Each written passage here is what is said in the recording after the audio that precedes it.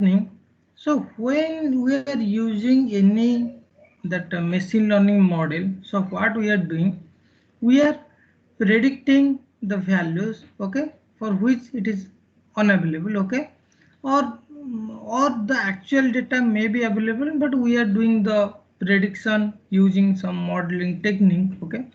So at that time, the difference between the actual value and the projected value or the predicted value, okay, the difference between that actual value and predicted value is called as the bias. So what is the bias? Bias is nothing but the difference between the actual value and the predicted value, okay. So if that gap, okay, the gap, if this gap is so much high, so at that time it will be called as the, it is very much high bias, okay.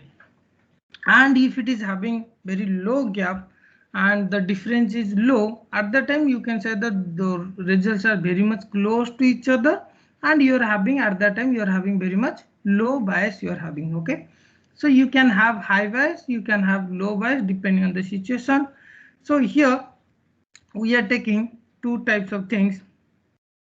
What is that? So okay, so before that we need to understand the variance also, okay. So what it is saying, so here this one is one category is the low bias, this is your high bias, and low variance and high variance. Variance we will discuss later. So low variance means it is that variance is very much low, and they are in the group wise, and high variance means it is in a scatter wise, it is there, okay. So now when you are saying that low variance and low bias, so this is nothing but the, so this is, for example, this is your target and this is your target and this is your bullseye, okay. And here all the particles or the all the data they are in the group wise, and you are having the bias is low and the actual value is same as the predicted value, okay. And the second case, so this is the first case, this is the second case, when you are having low bias. So low bias means the gap is very much low, so what is almost close to the bullseye, okay. It is almost close to the bullseye, but problem is that it is having the data are scattered, the data are scattered. And the high variance means you can the right hand side, the both the case number 2 and case number 4, they are the high variance case. Case number 1, case number 2 is nothing but case number 1, and case number 3 is nothing but the low variance group. So here you are having the third case, which is having, for example, high bias and low variance. So high bias, and high bias means, so it is very much deviating, the gap is so much high, you see high bias. So high bias means the gap is so much high. So gap is a bullseye, your target is here, but you see where you are, okay. So it is very much deviating from the actual solution, but it is there in the group wise, it although they are group wise, but it is very much deviating from the actual solution or the actual data. And the fourth one, you are having high bias, means it is so much deviating, and high variance also there. High variance means it is there the scatter, the variance is high, means it is more scatter, so it is more scatter and it is deviating from the target solution or the target data or the actual data, okay. So which one you need? You need high, you need low bias and low variance. This is the best one, because here you are having the actual data and the predicted data, they are almost same, and you are having, what is that, your variance also low. So that this is the best one, the case number 1. Case number 2 also little bit okay, but case number 3, case number 4 very much deviating. And for example, what you can consider, for example, let me make these are some blue colors.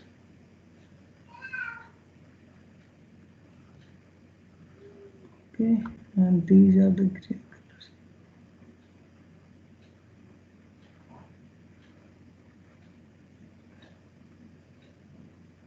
Okay. So for example, how we are going to use the bias and variance concept, okay.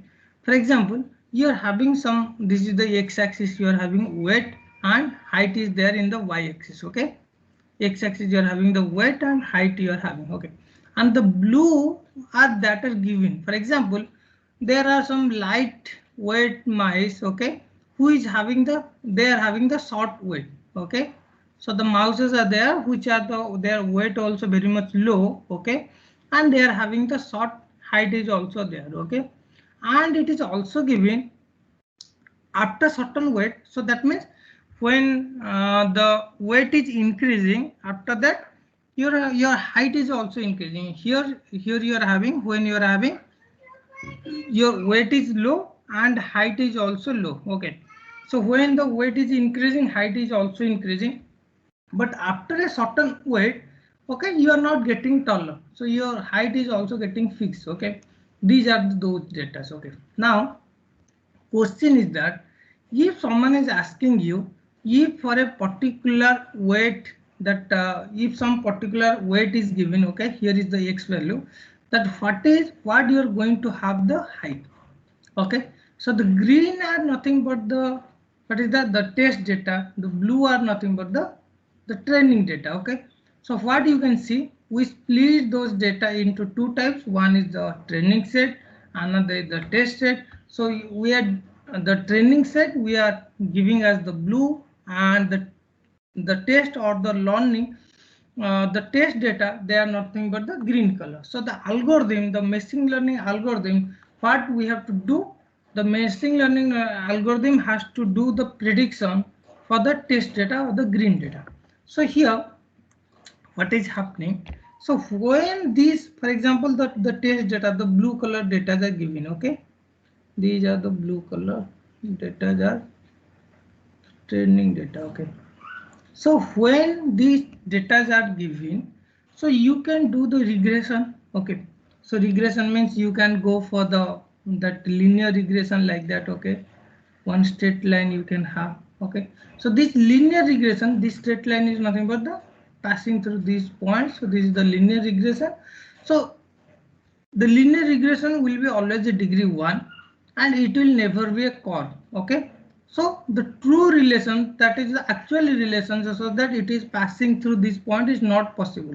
It will not actually make the perfect relationship, but it will somehow, it will find the regression line. Okay, but it will not the actual, it will not fit to the, that training data. Okay, so if you are taking degree non-linear regression like degree more than 1, or if you are taking the more than 1 means you will go for the curve. Okay, so if you are making the curve, then it will best fit to the, that training data. Okay, so what you can have, you can have this curve passing through these points. Okay, these training data. So if you are making this curve passing through these points, so it is true relationship, it is exactly fitting to those data, it is exactly fitting to this data.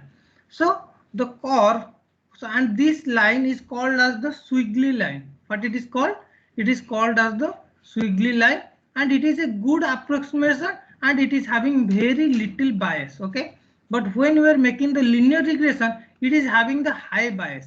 What it is having, it is having the high bias, because the actually data and the predicted data, so it is having so much difference. Okay, which one, the linear regression, the straight line. Okay, the linear regression, it is having the, this linear regression, it is having the high bias.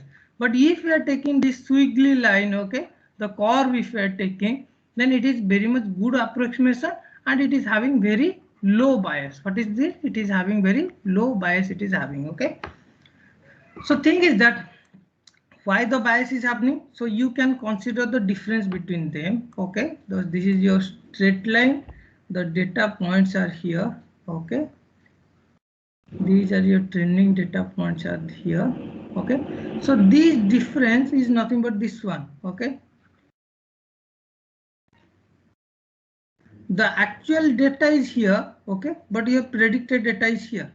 Okay, your actual data is here, your predicted data is there. So these are nothing but the difference between the actual data and the predicted or the projected data, okay, and that is nothing but it is having the high bias on these gaps, all these gaps, okay, all these gaps. We measure the distance from the fit lines to the data, and you can square them up and you can add them to find the difference, okay.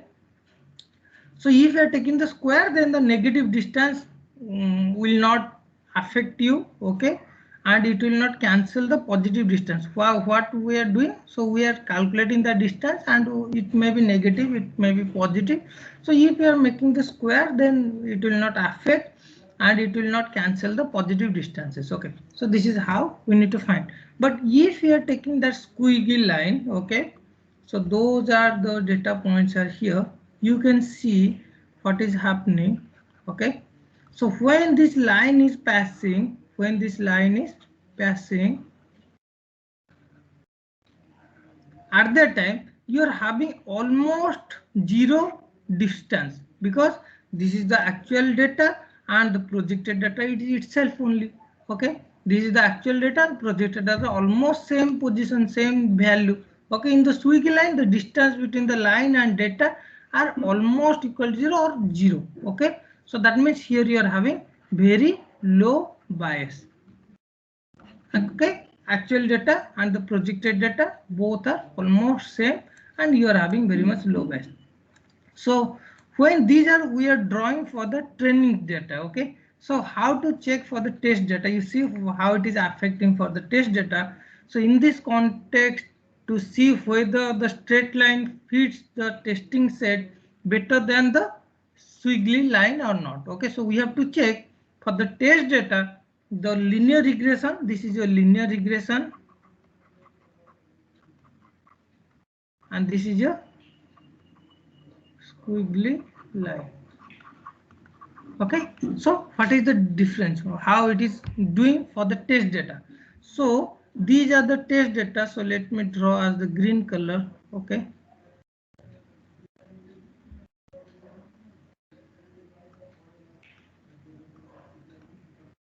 Okay, so you can see the linear regression, okay. So it is approximating to the test data, and the difference is there, okay. Difference will be there, the distance will be there. Actually the test data and the projected data, the distance will be there. But for the squiggly line, the distance is so much high, okay, because for the test data it won't pass through that line, because for the training data we are drawing that curve which is passing through those training data. But the test data, it will have a high distance. So what is happening, the straight line, that is the linear regression, that is winning for the test data. That means it is doing the good approximation for the test data than the squiggly line. So what is happening, even through the squiggly line did a great job, this one is important, even through the squiggly line is doing the great job in fitting the training data, but it did a terrible job in fitting the test data. So for the test data, it is doing a very terrible job, and the distance is so much high. So in machine learning lingo, what is the difference that fits the data set, the difference in the fits between the data sets, among the different data set, among the different data set, the distance or the difference between, so this is the difference, these are the difference, okay. The difference between the data sets, these are the difference. So the difference between the data sets is called as the variance, okay. The difference between the data sets is called as the variance, and in the squiggly line it is having the low bias. We already discussed the squiggly line is having a low bias, since it is very much flexible and it is passing through those training data, and it can adapt to the curve in the relationship between the weight and height, okay, between the x and y. But the squiggly line, it is having very high variability, because it results in vastly different sums of the squares for different data sets. For the different data sets, so for the training data it was passing through nicely, okay, no problem, okay. These are the given data points, these are the given data points, okay. But for the training set, for the training set, so training set is the green color, so it is not passing through those points and it is making a high. What is that? It is making the high that difference. It is making a high difference, and it is nothing but the different sum of the square for the different data sets. Okay, so it is having the high variability for the test data. Okay, so in other words, it is hard to predict how well the squiggly line will perform with future data. So we are having no idea that how it will do better with the future data. For the training data, it was doing very well, but it is very much difficult to predict. It may do for the certain example if you are exactly your data, the test data, they are exactly falling with the line of the that squiggly line, then it may do. In some case it may do, but in general it we are having no idea, and it is hard to predict that how it is going to perform. And in general it will have the, what is that, it will have the difference will be so much high. So it might do well in some cases, but it will do terribly in most of the case. Okay, in contrast, what is happening, the linear regression, the straight line has relatively high bias. Yes, it was having the relatively high bias, since it cannot capture the curve. It is not capturing the curve, it is just passing through the, it is passing through the straight line, and it is missing those, and it is missing those training data. Okay, so it is having high bias. Okay, and since it cannot capture the curve in the relation between the height and width, but the straight line has relatively low variance. This one is the important. Straight line is having relative because the sum of the squares are very much similar for different data sets. For different data sets, the distance is almost, they are almost equal. But what is happening in squiggly line, in some position the distance, this difference is not equal. Some position, some, for some data it is so much high, some data it is little bit low. Okay, so it is not equal and it is not similar, and it is becoming huge.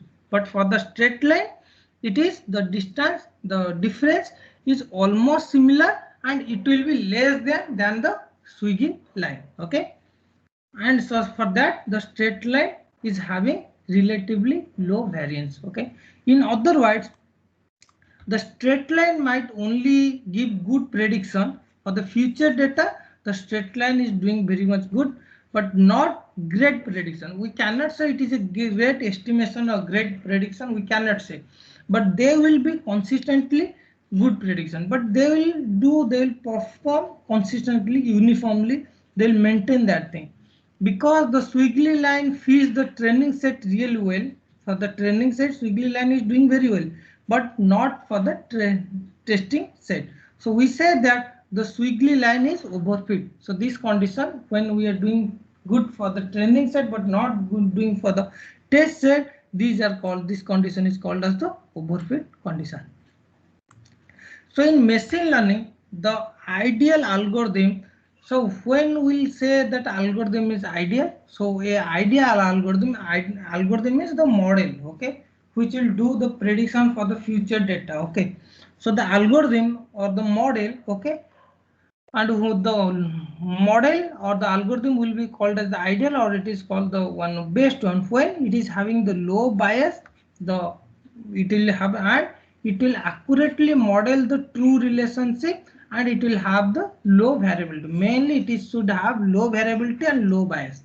So when a model or algorithm it is having low bias and low variability, then we will consider that one as a best one. Okay, by producing consistent prediction across different data sets. For different data set, it should consistently perform in a that uniformly. Okay, and uniformly, and it should be consistent. Okay, and this is done by finding the sweet spot between a simple model and a complex model.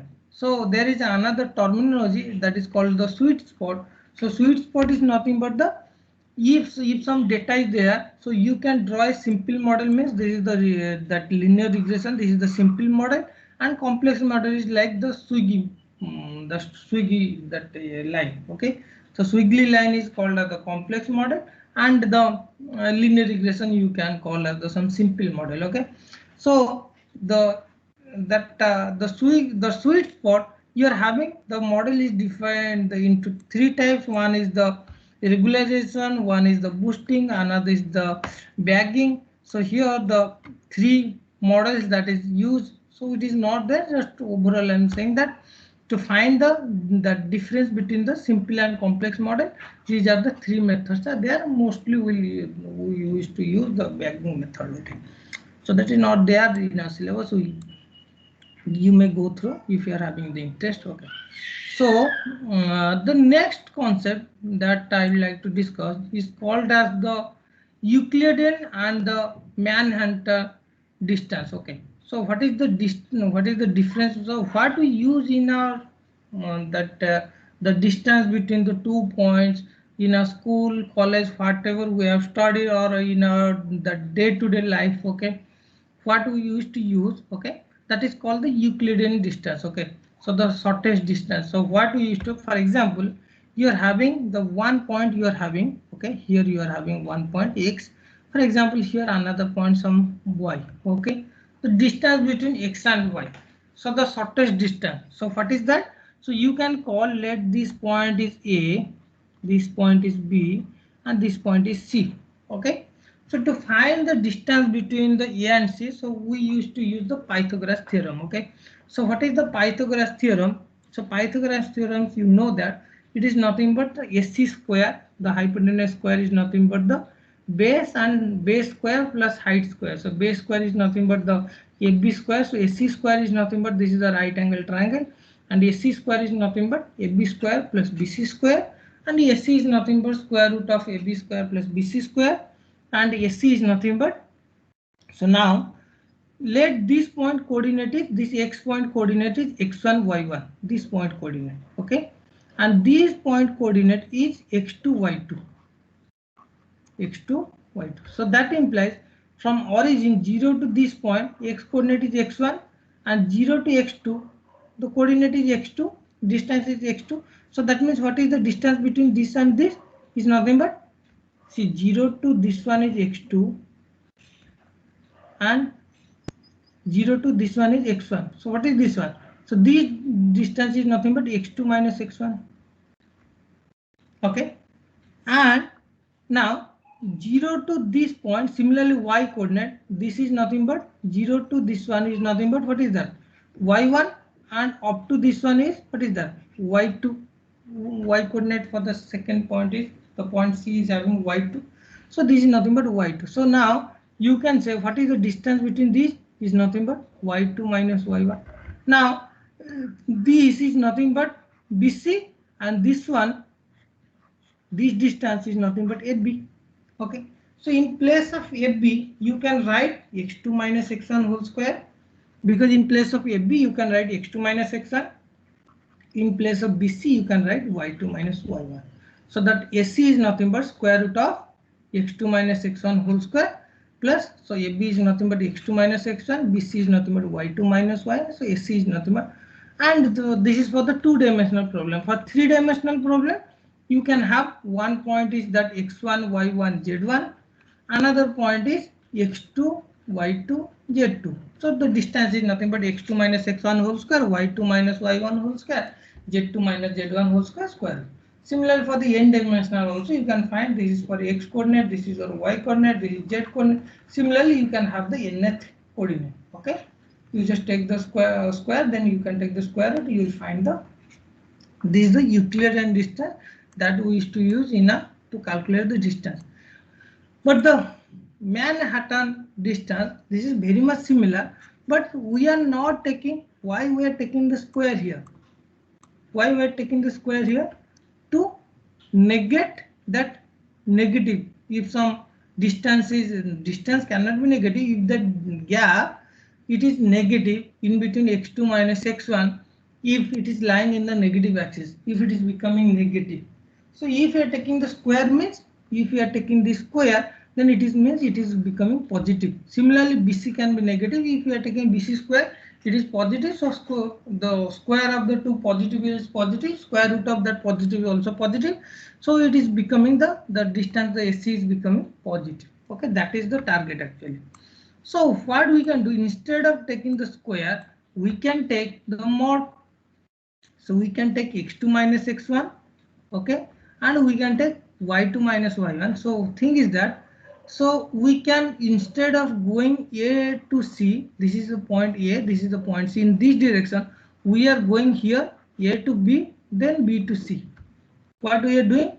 So instead of going A to C directly, we are going A to B, then B to C. Okay. So this path equals, so in Euclidean distance, you are directly A to C, you are reaching in this straight line. Okay. You are reaching this path. Okay. In Euclidean distance. But in the Manhattan distance, what we are doing? We are going A to B, then we are going B to C. Okay. So you can take A to B is nothing but x2 minus x1, that mod is nothing but the distance, and y2 minus y1 is nothing but the BC. This is your B, this is your C. And so B to C, the distance is nothing but y2 minus y1. If you are taking the mod, then it is becoming positive. Okay. So how we are going to use, how we are using in a day-to-day life, you can consider. For example, you just consider some US city, okay, where the city, when the city has been built in this square, the whole area is divided into different the whole area divided into small cubes. Okay, these are the one cities, and these are nothing but the roads or the paths. Okay, these lines are nothing but the paths. Yes, these are nothing but the roads. Okay, for example, if I am here, okay, and my destination is here, and what is the Euclidean distance saying? Euclidean distance means the path is Euclidean path is, this is the path, the blue color is the path. But thing is that blue color, it is not a road, that is not a road. Roads are only, these are the roads now, these lines are the road, there is no lines, these are the roads. Okay, these lines are nothing but the roads, but there are no, so in between A to B directly there is no road, there is no road. Now road is here, is there, here is there. Okay, these are the roads, but directly A to B diagonally there is no road. Okay, so what he can do, he can come this path, let me draw to different color. Okay, green color, let he is drawing this path, he is reaching here, then it is going. Okay, this way it is possible. So this is called the, that it is the Manhattan distance. Okay, but how we are using the Euclidean distance? For example, you are there in Bangalore. Okay, you are there in Bangalore and you need to go to New York. So, and you are going through, you are traveling through the flight. Okay, so when you are doing the air travel, so it won't go from Bangalore to it won't go to Kolkata or Chennai. So, or then what is that, Jammu Kashmir, or it is not going to that. It may be connected different, but when the flight is there, so it is finding the shortest distance. Okay, it is finding the shortest distance, so in which path it is going, so that it will reach the destination in short time, short duration, and so that it will save the fuel, it will save the cost, and everything will be minimized. Okay, so those time it is, you are having the path in all direction, you are just searching the Euclidean distance. So in general we are having the three-dimensional problem, so it is just finding that equation where you are having the less distance, and using that it is going, it is deciding that which path to select. Okay, so these are the ways that how we are using in our day-to-day life. Okay, so let me stop here.